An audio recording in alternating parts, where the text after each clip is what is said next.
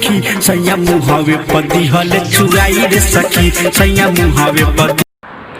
तो कैसे हैं आप लोग? से करेंगे सबका स्वागत। ये वीडियो भाई बनावला का मकसद बता लोग कहाँ से आसाव के ना ही कि केहू के दिल पे ठेस पहुँचावे के।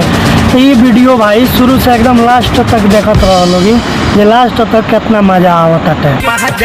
भुइया बिछाई के चटाई रे सखी सैया मुहावे पदी हल चुराई रे सखी सैया मुहावे पदी हल चुराई रे सखी सैया मुहावे पर दिहले चुआई रे सखी। बात तोरी बहन चोदो बा का गाना बोले बड़े ही तो हमार ये सैया मुहावे पर दिहले चुआई रे सखी। ये सार के गाना के कोनो हिसाब नहीं के ना भाई। तारो बताओ लोगी हितवा के गाना सुनो लोगी जे कौना हिसाब से ही गौले बा, लेकिन ये गाना से हमारा कोनो मतलब नहीं के भाई लोगी। कुंडी लगा के दिया बुता के रतिया में दिहले मुआई रे सखी सैया मुहावे पदी हल चुराई रे सखी। लेकिन ये जोन सारवा एडिटिंग कैले बा ओकर एडिटिंग के कमाल देखो लगी। ये पूरा में से एगो क्लिप कौना हिसाब से इमें जोड़ के जौन की जो ओकरा मुँह पर माल गिरौले बड़े से केंगा से चाटतिया ना भाई। तार लोग बताओ लगी ये कौना हिसाब से सारवा एकर एडिटिंग कैले बा। बंद करो शूटिंग कारे भोसड़िया वाली तोर बहन चुदवा रे ई तक गोरिया तोरी बहन चौधरी हम कहीं जाई हमारा के कहता जब बंद कर शूटिंग वो से हम लगनी है भागे। मैं राजकुमार आर पांडे, सफलता के लिए सिर्फ नाम ही काफी है। अरे बम्बई से राजकुमार आर पांडे गांव में शूटिंग करे अला नारे।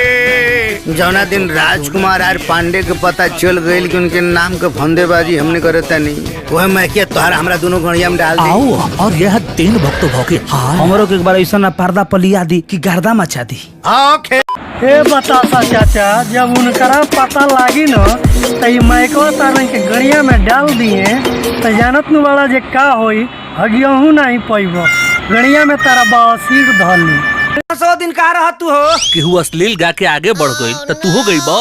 तो ना भाई तार ये वीडियो देखो लोगी कि प्रमोद भैया ये बुढ़ऊ काका के कौना हिसाब से कहता रहे वो समझाता रहे तो, लेकिन इस सारवा मानी ना।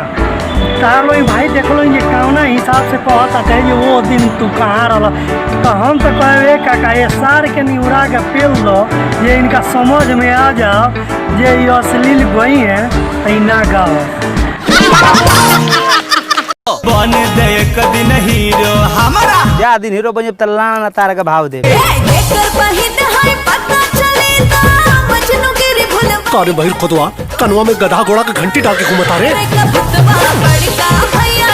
बाहित बा ना भाई तार लो सुनो लो प्रमोद भैया के ये कौना हिसाब से कहता रहे जे जा दिन हीरो बन जाए तो लाण ना तारा का भाव दे तू लाण का काहे खाती देवो। अरे बुढ़ऊ काका के गाड़ दे दियो तरी बहिन चोदो। आर पांडे लेकर आ रहे हैं भोजपुरी में पहली बार 5 हीरो वाले film. Roll camera rolling action. बन दे एक दिन हीरो हमारा जिंदगी तोर चमकहिबो। ये प्रमोद भैया के मेहनत देखला के बाद से नो इनका के भाई लोग इनका के इनाम देवे लायक बटे। ला ये प्रमोद भैया इलो तरह के ई हउए झंड जी भैया के लबदंड वाला बाबा के बूटी। अगर जे प्रमोद भैया एकरा के अगर जे ताबीज बना के पहिर ली है तो केहू के नजर ना लागे।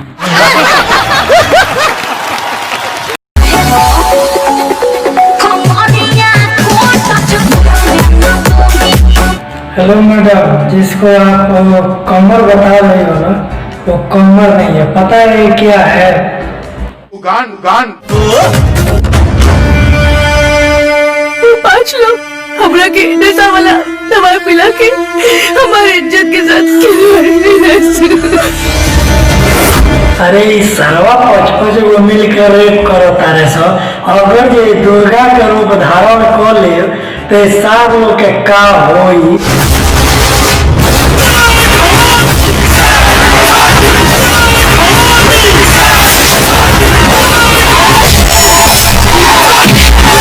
मार सारे लोग के और ही मार तो और ही।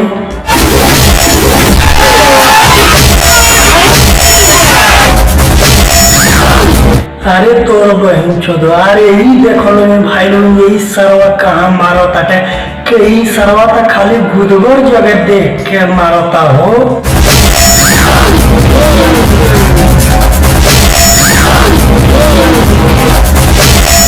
अगर जे भाई लोग ये वीडियो हमारे तलन के अच्छा लागल हो गया तो वीडियो का हमारा लाइक करो लोगी।